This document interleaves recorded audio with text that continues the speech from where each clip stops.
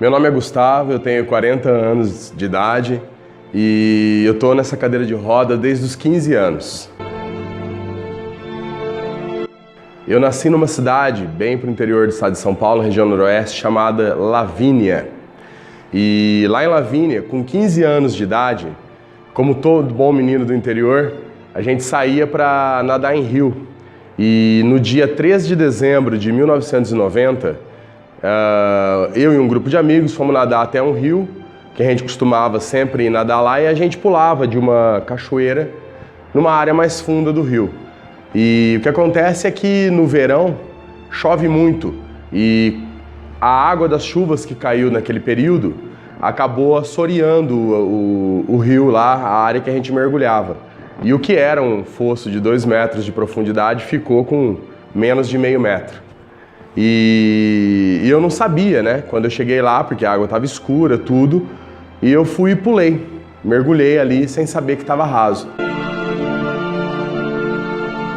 A hora que eu pulei, eu bati a cabeça no fundo do rio e com o impacto do peso do meu corpo eu quebrei a 6ª e a 7ª vértebra da coluna cervical, que é mais ou menos aqui assim na altura do ombro, ou seja, eu quebrei literalmente o pescoço. E imediatamente eu já sabia que eu tinha ficado paralisado, porque do pescoço para baixo eu não conseguia sentir nada, estava tudo paralisado. E ainda com muito esforço eu consegui me apoiar no cotovelo e respirar e conseguir ficar ali com um pouquinho do rosto para fora para não me afogar, né?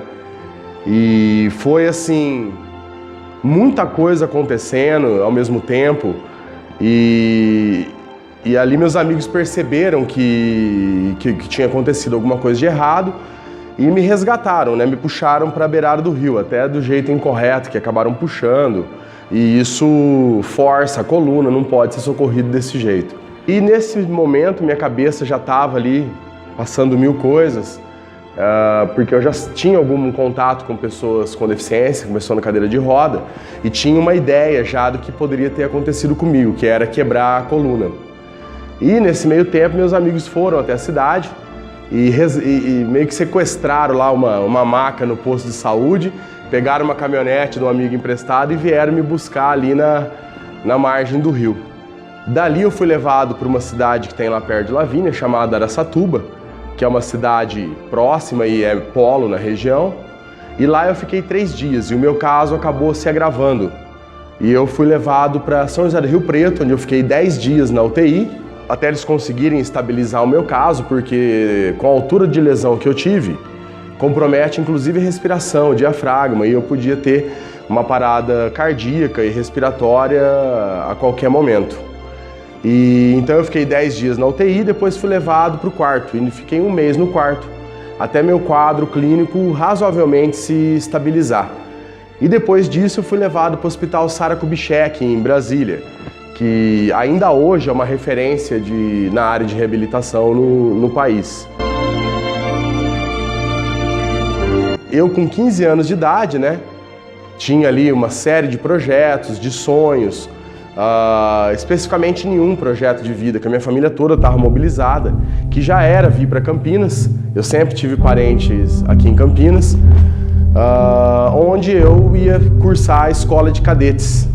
E eu me preparei para isso desde os meus 8, 9 anos de idade, só pensava nisso, só estudava focado nisso e de repente para tudo, né? Mudança. Tudo que você planejou, que a tua família planejou junto com você, foi interrompido. E você tem que começar do zero, reaprender, retomar a vida nas mãos e começar a retraçar os seus objetivos. Eu tinha que estar bem. Eu tinha que estar bem fisicamente e aprender como recomeçar, reaprender de novo. Aliás, a gente aprende sempre durante a vida, mas nesse caso você tem que reaprender a viver. Você tem que reaprender a viver numa cadeira de roda. Começar o dia é uma coisa simples para qualquer pessoa, né? A pessoa acorda, simplesmente se vira, levanta da cama e vai viver seu dia. No meu caso, não. Eu tenho que pensar no dia anterior onde vai estar minha cadeira, se a cadeira está em ordem, a troca de roupa que eu vou ter que pôr. O simples fato de acordar não é simples para mim. Na verdade, não tem nada de simples para começar meu dia. E até a cadeira de rodas é um fator determinante se eu vou ter autonomia, liberdade para começar a minha vida ou não. Se a cadeira tiver com o pneu furado, é como se eu tivesse perdido uma parte do meu corpo, eu não consigo sair para trabalhar, sair para viver. Então, tudo isso precisou ser reaprendido. Tudo isso precisou de um processo de reabilitação mesmo.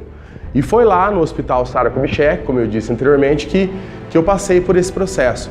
Fiquei lá durante 3 meses e fiquei durante 1 mês lá em Lavínia de volta, após passar pelo Hospital Sara Kubitschek. E o meu quadro não se estabilizou. Minha família precisou se mobilizar toda. Nós viemos para Campinas, todo mundo veio comigo nesse processo. Eles abriram mão de tudo, largaram uma vida estável, confortável que a gente tinha lá em Lavínia e vieram todos para Campinas para começar do zero. E a partir daí eu comecei meu processo de recuperação física mesmo. E foi quando uma nova oportunidade surgiu, que é uma oportunidade que não tem como definir melhor, é uma oportunidade dada por Deus, que é a oportunidade de melhorar a minha condição física. Meus braços gradativamente foram voltando a se mexer, o meu equilíbrio de tronco também foi voltando a se estabilizar e até as minhas mãos hoje têm movimento, não é 100%, mas me servem muito bem. Para mim ir para a escola, que ficava a uns 5 quarteirões da casa que a gente veio morar aqui em Campinas, era meu pai que me levava de cadeira. Não tinha aquela coisa de carro, pega, leva, traz, transporte público, não se falava de nada disso. Então meu pai pegava minha cadeirinha de roda, ia pela rua me empurrando, voltava em determinada hora, ia me buscar, voltava empurrando e ele trabalhava à noite, dava plantão. Então isso era uma coisa super complicada, que muitas vezes ele não podia fazer. E aí eu dependia de amigos para passar em casa, me levar para a escola, me trazer. Às vezes eu não ia para a escola, ficava alguns períodos sem poder ir. Então sempre foi muito complicada essa questão de ter acesso à escola, de poder, né, ter uma vida normal. Meu nome é Mercedes Luiz Merlo, mãe de Luiz Gustavo Merlo. Quando recebi a notícia do acidente dele, para mim foi como se o mundo tivesse desabado, o chão abriu e parece que acabou para todos nós. Para mim e o pai, que nós estávamos juntos, foi muito difícil. A notícia foi triste. Eu demorei a acordar e saber que meu filho tinha lesado a medula e as consequências trágicas que traria para o meu filho. Pensei rapidamente no futuro dele, que ele desde pequeno já sonhava tudo que ele queria, ele falava muito, um menino estudioso, um menino, sabe, que sempre sobressaiu na escola com as notas. E eu fiquei assim, não sabia mais o que fazer, com a preocupação só de lembrar que meu filho não ia andar mais, para mim foi desesperador. Quando resolvemos agir para que fosse o melhor tratamento dele, foi a mudança para Campinas, onde nós ficamos aqui. E uma tia dele ajudou ele a pagar o cursinho, foi onde ele começou a estudar. Tivemos uma vida muito difícil em Campinas. Eu sou professora, meu marido era militar, ele trabalhava à noite e de manhãzinha ele chegava, fazia todas as fisioterapias com o Gustavo, levava ele para trabalhar, que ele começou um trabalho, ele levava ele ao trabalho, à noite levava para a faculdade, ficava esperando, não tinha hora para voltar, para no outro dia cedo ir trabalhar. Então nós tivemos uma adaptação assim muito triste, de saber que toda a família empenhada, mas muito sofrimento, de ver meu filho na situação que ele estava. Mas ele encarou numa boa, não quis parar de estudar, fez prova dentro dos hospitais para não perder o ano letivo. E estudando dentro do hospital, ele conseguiu fazer o término do estudo dele. E viemos lutando para conseguir, para que ele mexesse pelo menos as mãos, para ele poder se locomover. E eu tinha assim a esperança, mas não tanta certeza, e a esperança de que meu filho ia conseguir. Foi surpresa para todos nós, até para os médicos, quando ele já começou a comer sozinho. Ele começou, depois tirou a carta de motorista, dirige. Hoje ele é uma pessoa totalmente independente. Então, no trabalho, em qualquer coisa que ele vá trabalhar, ele é independente. Meu maior orgulho é ver meu filho chegar aonde ele chegou, com o esforço dele, com a dedicação dele, pelo amor. Ele tem amor pelo que ele faz. E digo que se o pai dele estivesse aqui hoje entre nós, seria o maior orgulho, por tudo que ele fez pelo filho, pelo sacrifício, seria o nosso maior orgulho. E espero que ele continue nessa carreira que ele está, com toda a dedicação, mostrando de que ele é capaz, que ele é uma pessoa eficiente para lutar por todos aqueles que precisam também, como ele, de uma grande oportunidade. Segundo ano nosso aqui em Campinas, eu ainda estava meio indefinido, né, o que eu ia fazer da vida, tal. Tinha terminado o terceiro ano naquela época colegial, hoje ensino médio. E aí uma tia minha pagou para mim um ano de cursinho e eu fui fazer cursinho. E estudando no cursinho, eu conheci um professor que me inspirou e me ajudou a me conectar com um lado meu que eu sabia que existia, só não tinha pensado nele com tanto potencial ainda, que é a minha vocação para a área de humanas. E aí eu fiz um ano de cursinho e me decidi a fazer a faculdade de História aqui na PUC de Campinas. Se não se falava em acessibilidade e inclusão, isso coisa de 20 anos atrás, quem dirá de uma pessoa em cadeira de rodas dando aula? E eu ouvia todo mundo dizendo: o que você vai fazer com a sua vida? Como que você vai dar aula? Você vai acabar com a sua vida? E eu ouvi isso durante muito tempo. Parecia que eu ia fazer uma coisa assim que era impossível. E até chegar no ponto aonde eu parei e me determinei. E comecei a dizer para qualquer um que questionasse a minha decisão. Um negócio que eu tenho para mim até hoje, eu tenho isso como uma diretriz de vida, que é o quê? Não importa o que você vai fazer, desde que você faça bem feito, com determinação, com carinho, vontade, empenho, vai dar certo. Vai dar certo, com dedicação. E não interessa se eu vou dar aula, se eu vou fazer faculdade de engenharia, ou de que maneira. O que importa de verdade é a maneira que eu me posiciono perante ao que eu me determinei fazer. E aí eu fui fazer faculdade de História na PUC. Cursei o curso de História, fui acho que um dos primeiros cadeirantes a frequentar ali o campo central da PUC e causou um rebuliço, né? Porque imagina, se hoje já é difícil ter acessibilidade física nos lugares, naquela época então nem se pensava nisso. No primeiro dia de aula, a minha sala estava num espaço lá bem no fundo da PUC, lá do campus, e tinha 2 lances de escada para serem superados. Então eu fui carregado de um lado para o outro e foi aquela trabalheira danada para conseguir eu chegar até a sala de aula, sair da sala de aula. E por um lado isso foi bom, porque já causou em toda a coordenação do curso, lá da área de humanas, um incômodo, sabe? Aquela coisa assim, todo mundo, opa, pera um pouquinho, né? A gente precisa rever isso aqui. E decorreu disso já providências que foram tomadas, como a mudança da minha sala, chamaram o pessoal lá para fazer rampa e adequar o espaço na medida do que foi possível e que atendia a minha necessidade. Foi na faculdade que eu conhecia uma pessoa que eu não consigo me enxergar sem ela na minha vida, hoje, e eu acho que sempre, que é a minha esposa, a Roberta, que é minha companheira durante já 20 anos juntos, me apoia em tudo que eu vou fazer, me apoia no que eu preciso, puxa a orelha quando precisa, me dá conselho, me ouve e tá junto comigo para tudo que der e vier. E eu costumo dizer que é uma pessoa que ela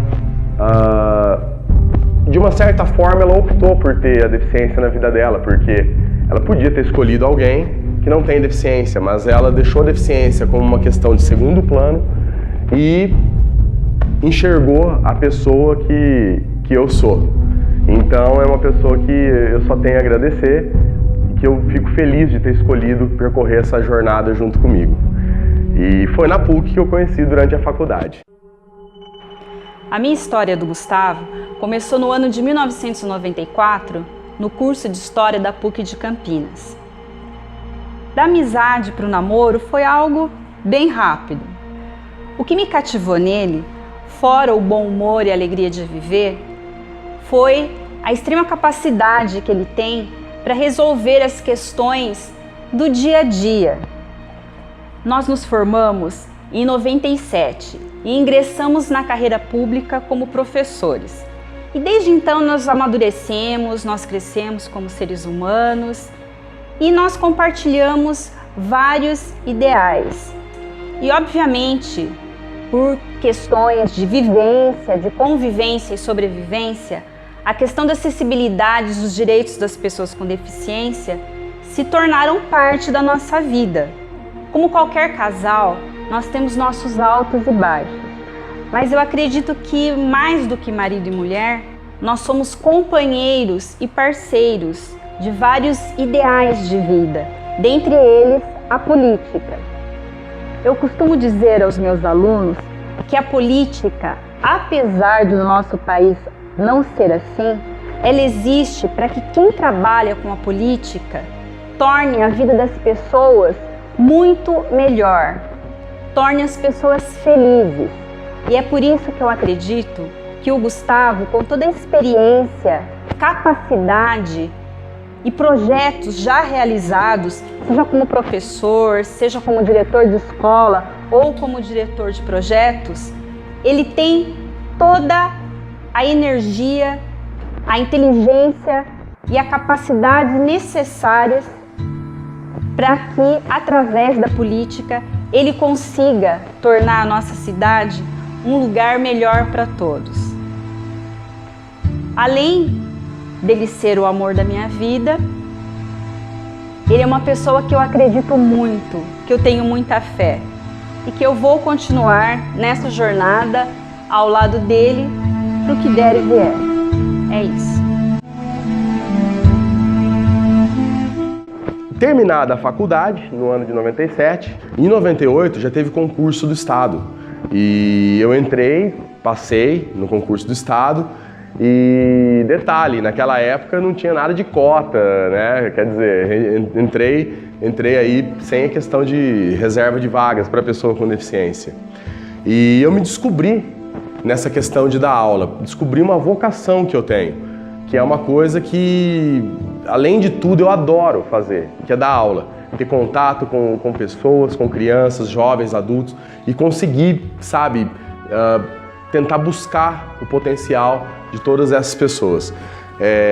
Logo em seguida eu fiz a faculdade de pedagogia e já visando uma outra questão que eu sempre me foquei, que era ser gestor, e depois fiz pós-graduação em gestão pública, que é também uma questão que eu fui me preparando para a carreira profissional que eu pretendia ter. E dentro desse processo todo, eu fui percebendo o quê? Que a questão da pessoa com deficiência é, sim, muito complicada dentro do mercado de trabalho. Entendeu? As pessoas não veem a pessoa com deficiência como uma pessoa que tem capacidade, tanto física quanto intelectual, de estar no mercado de trabalho, de exercer determinadas funções. E é muito duro você ter que encarar isso de frente. Mas eu sempre tive comigo que não é isso que vai me segurar. Não são esses pequenos problemas que a gente enfrenta durante a vida que iriam me segurar. E dentro da minha carreira eu acabei depois fazendo concurso para a prefeitura, também entrei como professor na prefeitura, trabalhei 9 anos no estado como coordenador pedagógico, junto com o meu cargo de professor na rede municipal e, por último, passei num concurso para diretor de escola do município.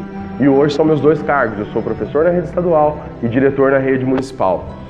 E tenho muito orgulho disso, porque são conquistas que ninguém me deu. São conquistas que eu fui atrás, batalhei, busquei e atingi, e cheguei. E isso me dá muita satisfação.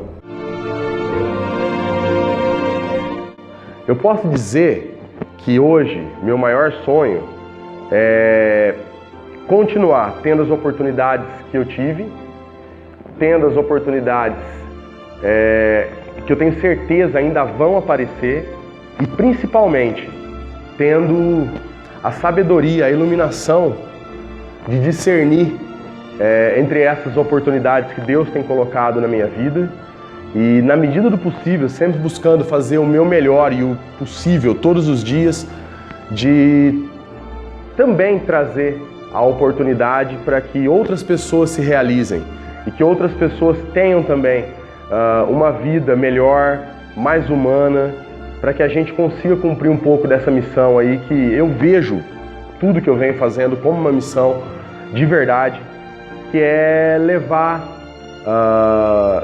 toda a minha experiência, tudo que eu puder fazer enquanto ajuda, para levar facilidade, felicidade e melhorar a vida das pessoas.